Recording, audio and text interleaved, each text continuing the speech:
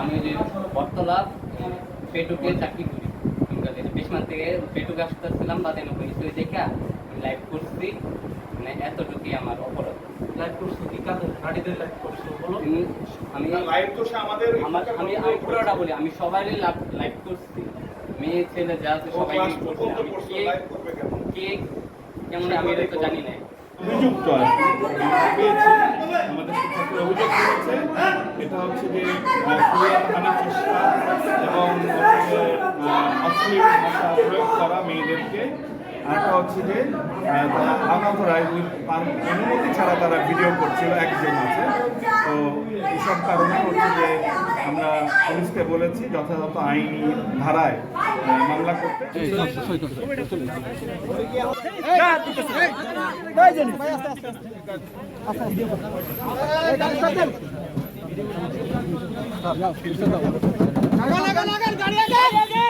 গাড়ি আগান